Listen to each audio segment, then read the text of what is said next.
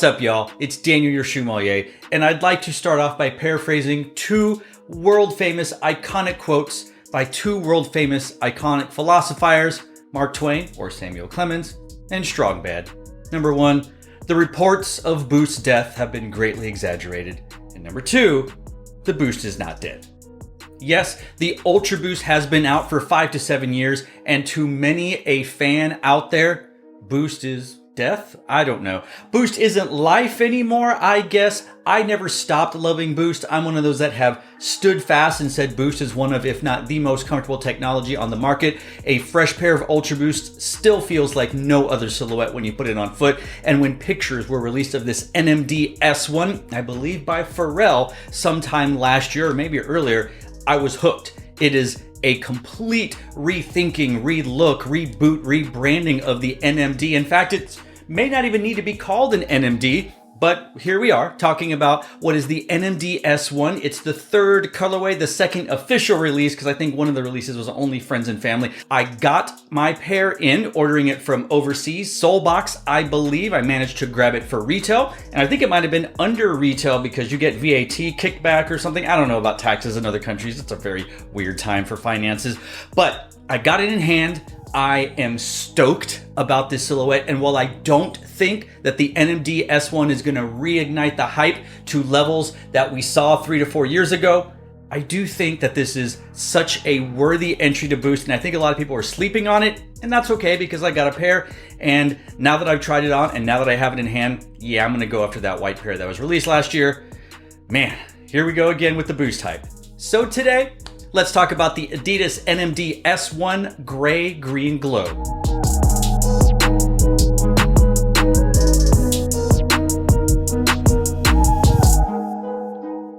Releasing in 2015, the Adidas NMD debuted with an unpredictable surge of hype, due in part to its insane level of comfort, its versatility, its Instagram post worthiness, and of course, Kanye West.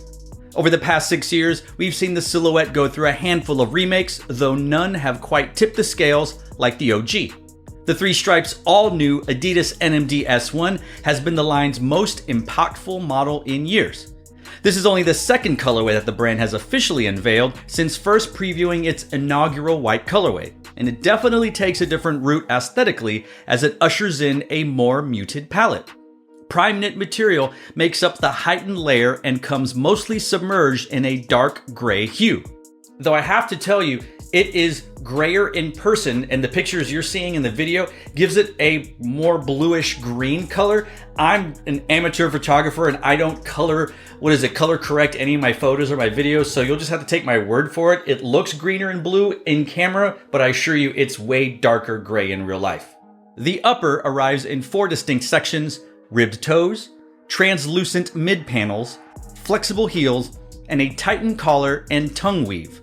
Smaller accents of white are visible through the stripes on the laces, semi-see-through midfoot windows on the quarter panels, and the NMD branding that is positioned on the interiors of the heels. The Boost loaded midsole now comes fully encased in a semi-translucent high-rise midsole wrap, which features protruding plugs that nod to the original silhouette. The chunky midsole piece and outsoles are served up with a minty green glow tint, the latter of which is constructed with triple stacked trefoil logos, which provides heavy branding and traction. The Adidas NMD S1 Gray Green Glow released on February 25th, 2022 and retailed for $180 US American dollars. Now when it comes to fit, I'm normally a size 9 across the board. That's Ultra Boost, Air Force Ones, Jordan Ones, Pumas, New Balance, Asics, etc. I don't have a wide foot. I have a normal size foot, though I have said plenty of time and time again, I feel like I'm a 9.25, but that size does not exist. So if I get a 9 and it's too tight, I remove the insole and we're pretty good. Or I get a 9.5, and if that doesn't fit, well, I kind of have to wear thicker socks. But basically, I like a lot more wiggle room in the toe box and don't like a lot of lockdown in the midfoot.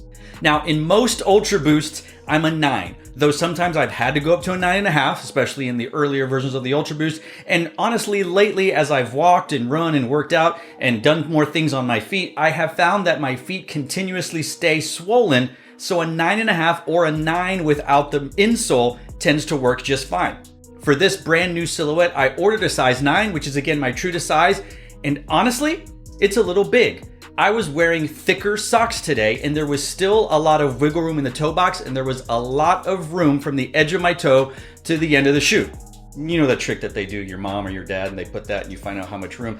There was a lot of room left. This shoe to me fits closer to a Pharrell Williams human race type silhouette, which would make sense because this draws major inspiration from those previous silhouettes. And I'm sure Amado will probably point out that it actually takes more inspiration and influence from 3 or 4 models that came out 30 or 40 years ago. Look for that in the comments, I'm sure. All that to say is, whenever I wear any Pharrell Williams silhouette, I have to go down half a size to an 8.5.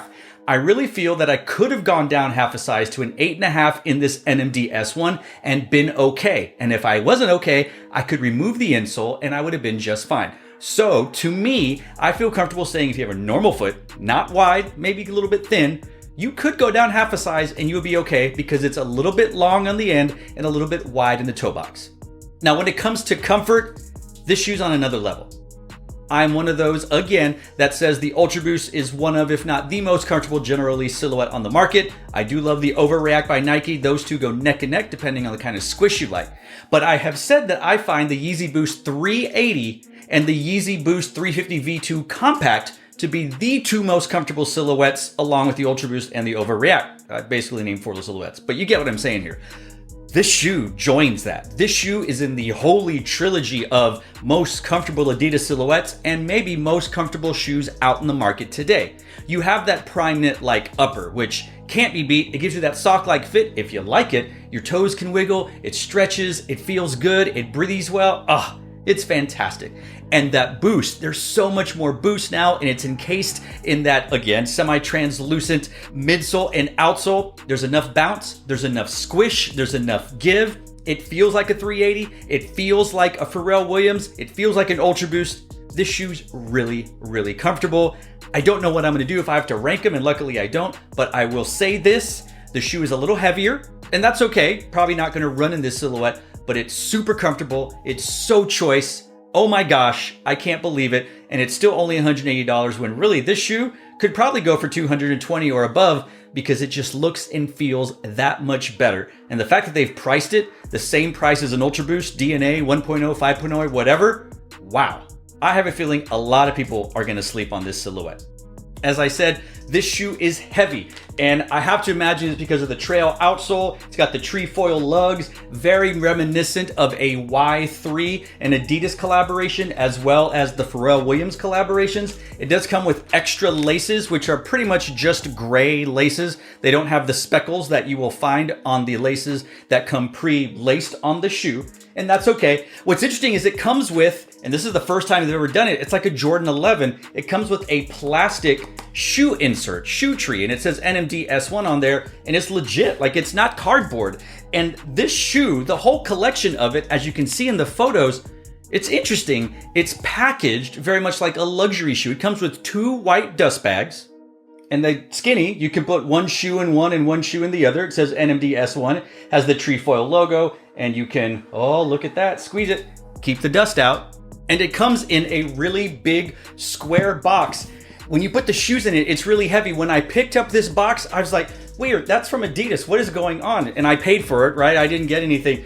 But what's also interesting is it says Edition 3, 2002, Quarter 1. Well, we know what the 2002 means, and Quarter 1, January, February, March of 2022. Edition 3.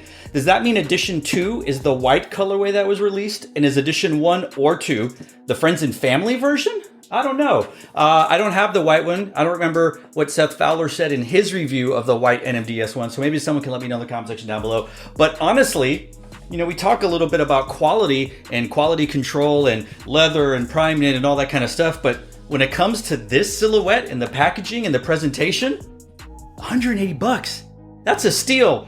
Realizing inflation, oh, it's a whole thing right now. So 180 very well might be a steal. 180 isn't what it used to be. So wow. Packaging, everything together. Kudos to you, Adidas. Very, very impressed with this silhouette and everything that came with it.